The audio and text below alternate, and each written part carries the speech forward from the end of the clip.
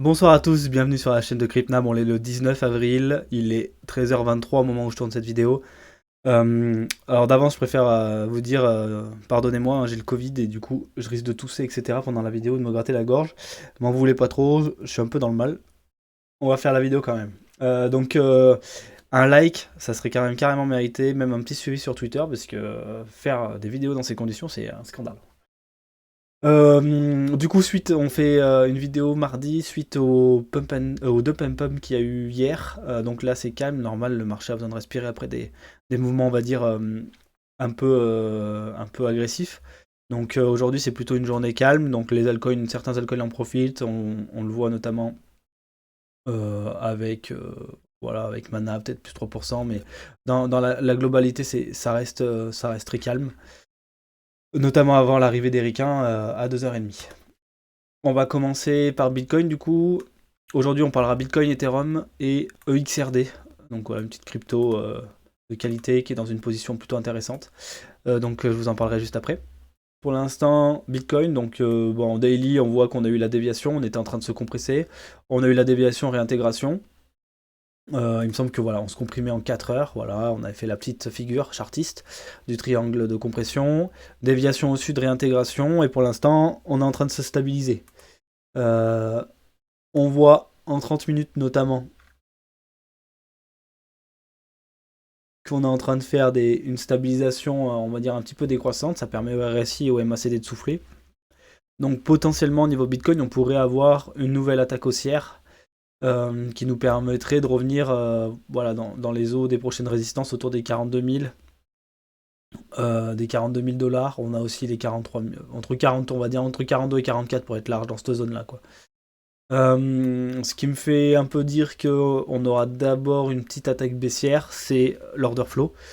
Donc on va continuer là-dessus. Donc là on va regarder un petit peu ce qui s'est passé, mais voilà, dimanche pendant la vidéo je vous ai dit que c'était un petit peu lourd au niveau des altcoins, qu'on risquait d'avoir un dump, c'est ce qu'on a eu. Ici regardez, on a eu une augmentation de l'order flow, augmentation des longues, donc là d'un coup on a eu plein de longues qui se sont ouverts sur un petit mouvement baissier. Qu'est-ce qui s'est passé? Boum, on a puni. On le voit ici, hein, chute de l'order flow là. Donc ce qui se passe, c'est que suite à la chute de cet order flow, on a un funding très très négatif. Là, on a rehausse tout de suite de l'open interest avec un ratio qui crash. Donc, c'est-à-dire énormément de shorters d'un coup qui rentrent sur le marché. Et ce qui se passe derrière, hop, on recrache. Donc, en gros, euh, suite à la liquidation des longs qui étaient rentrés et qui a fait qu'on est sorti de la figure chartiste par le bas, il y en a plein qui ont voulu short pour profiter du mouvement, sauf que tout de suite, on les a punis. Il y a dû avoir beaucoup trop de short d'ailleurs. Et on le voit ici, hein, on a eu deux vagues de liquidation qui apparaissent bien ici, donc elles sont assez importantes. Et depuis, il se passe plus rien. Au niveau du Bitcoin, hein. Au niveau du Bitcoin, vous voyez, le prix est plat, l'order flow est plat, donc pour l'instant, il se passe rien. Nous, ce qu'on aimerait voir pour que ça parte au nord, parce que ce qui nous intéresse hein, quand même à tous, c'est de partir au nord, sinon c'est qu'on est des shorters. Ce qu'on aimerait voir, c'est une hausse comme ça de l'open interest, avec un écroulement du ratio long. Ça voudrait dire qu'il y a beaucoup de... Donc du coup, normalement, le funding devrait aussi commencer à faire des trucs comme ça. Ça voudrait dire que voilà, il y a des shorters qui sont en train de rentrer et ça serait bon pour la suite parce que ça permettrait de donner du jus à un mouvement haussier assez important. Le gros problème, comme je vous dis, c'est les altcoins. Donc si vous regardez bien l'order flow des alts, et ben en gros, ici, on était en train de hausser, en train de hausser, en train de hausser. Funding qui monte, ratio long qui monte, euh, n'importe quoi. Open interest qui monte sur les alts. Qu'est-ce qui se passe? On crash. On crash, on liquide fortement. Hein. On a des grosses vagues de liquidation, notamment sur le dernier mouvement sur les alts. Là, on se dit, bon bah voilà, c'est cool. Du coup, le pump là, il est plutôt dû au Bitcoin, du coup, comme je viens de vous le montrer juste avant, parce que les altcoins avaient été quand même pas mal reboot. Et là, qu'est-ce qui se passe? On est sur un mouvement très plat du Bitcoin, on a dit qu'il n'y avait pas trop d'intérêt, etc. Et ici, on prend 1 milliard d'open interest. Hein, on est passé de 11,5 à 12,5 milliards là. Donc là, il y a des gens qui mettent du levier en longue sur les alts comme des cochons, hein, comme je le dirais sur mon tweet, comme des petits cochons. Et ils sont là, ils suivent, ils FOMO à mort sur les alts. Donc ils long. qu'est-ce qu'on fait? On est en train de créer des poches de liquidité au sud pour les altcoins. Donc c'est pour ça que moi je dis qu'on aura probablement une attaque baissière du Bitcoin avant de pump, parce que sinon il y aura trop de gens qui vont gagner sur les altcoins et c'est pas possible. Donc voilà, je serais pas étonné d'une nouvelle attaque baissière côté Bitcoin dans les prochains jours. Ether, Ether, il n'y a pas grand chose à dire. Il suit relativement bien le Bitcoin. On peut juste dire que, voilà, je reviens là-dessus, il est un peu plus bull que Bitcoin dans le sens où lui, il travaille son premier arrêt. Il y a eu l'attaque baissière aussi, il est reparti. On voit que il a, en fait, en gros, ce qui avait servi de résistance par le passé a servi un petit peu de support. Bon, pas tant que ça, mais un petit peu. On a réintégré tout de suite, donc c'est assez intéressant.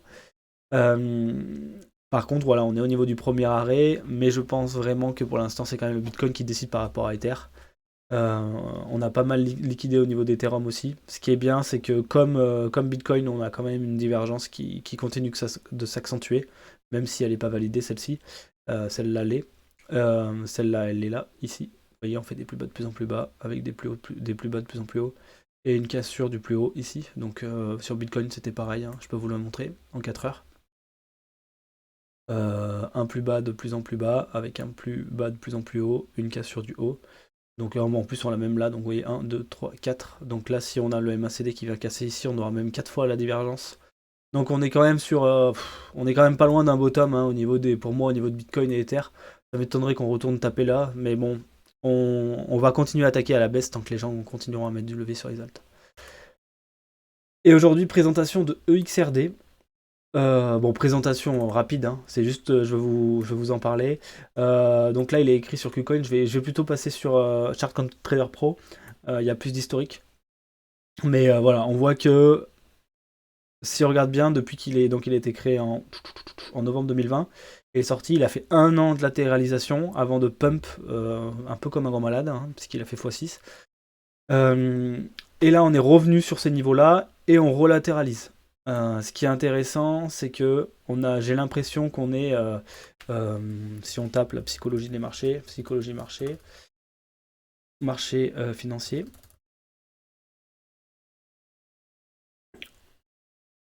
Hop, on va aller dans l'image, on va aller regarder ça. Si on regarde bien, pour moi, on serait plutôt sur la première phase dans ce genre de type. Donc je vois pas la charte que je veux vous montrer, mais si on se met là, on serait un peu dans un espèce de pump ici et de retour à plat, ou même carrément là, hein, hop, retour à plat, et on va pouvoir attaquer correctement. Donc c'est ce que je me dis, c'est ce que je vois là, donc un premier pump qui fait ce qu'il a à faire. Ici on a emprisonné pas mal de gens, on attend que les gens qui sont rentrés là, qui sont à moins 70%, vendent, et on latéralise sur une zone où on a déjà latéralisé. Donc pour moi, pour une technique SHAD, ça peut être intéressant. Donc pour ceux qui ne connaissent pas technique SHAD, c'est que en gros vous mettez l'argent que vous êtes prêt à perdre, vous rentrez un endroit et tous les x2 vous enlevez votre investissement.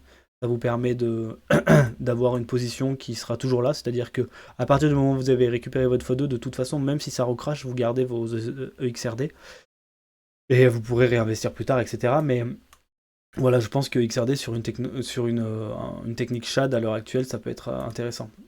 En plus, si on regarde bien, en weekly, voilà, la zone intéressante d'achat, elle serait ici, je vais vous l'afficher tout de suite. Elle serait au niveau de ce haut là, à 0,17, 0,96. Donc par exemple, on va dire qu'une clôture au-dessus de ce point-là permettrait de dire, bon, on est vraiment dans la hausse. Et après, quand moi je vois une latéralisation comme ça, pourquoi pas rentrer en petit DCA, etc. sur une crypto comme ça. Si on a un max de, je sais pas, 50 euros ou 100 euros, on rentre en 4-5 fois, soit par palier de 10 euros ou de 20 euros. Et puis voilà, on se construit un budget autour de ça. Il n'y a pas de raison, ça fait 1 an que ça a latéralisé là-dessus, ça n'a pas de raison de cracher plus bas. Après, on sait jamais, hein, bien sûr, hein, c'est pas un conseil en investissement, mais c'est une charte que j'aime beaucoup parce que il y a eu ce plat ici, on a fait un pump, dump, et on recommence à faire une latéralisation au même niveau qu'avant. Et donc ça, c'est des charts qui sont très intéressantes euh, pour le futur. Sachant qu'en plus, je voulais vous montrer un truc, mais c'est pas intéressant. C'est une crypto avec assez jeune, donc il y a encore de la supply à venir, etc. Donc à première vue, niveau dilution de la supply, ils sont intelligents. Mais par contre, voilà, il faut savoir qu'il y aura de la dilution de tokens parce qu'on n'est qu'à 17% de tokens qui sont actuellement sur le marché. Donc voilà, mais je suis pas trop inquiet. Quand je vois des charts comme ça, je vous dis, c'est des choses assez intéressantes. Donc voilà pour la petite crypto du jour que je souhaitais partager. Donc comme je vous l'ai dit, Bitcoin qui serait potentiellement prêt à retourner un petit peu à la hausse, potentiellement autour des résistances des 44 000. Le problème, c'est les gens qui mettent des leviers sur les alts. Je vous dis, en une journée, on a gagné 1 milliard d'open interest sur les altcoins, et majoritairement en long. Donc ça veut dire que si on va vers le sud, il y a de l'argent à perdre pour ceux qui sont en train de long les altcoins. Donc faites attention à votre portefeuille. Si vous avez envie de recharger certains alts, et ben peut-être attendez une baisse si vraiment elle arrive. Euh, Rentrez en plusieurs fois, faites attention à votre portefeuille. Et puis je vous souhaite une bonne après-midi et on se retrouve jeudi. Allez, à plus.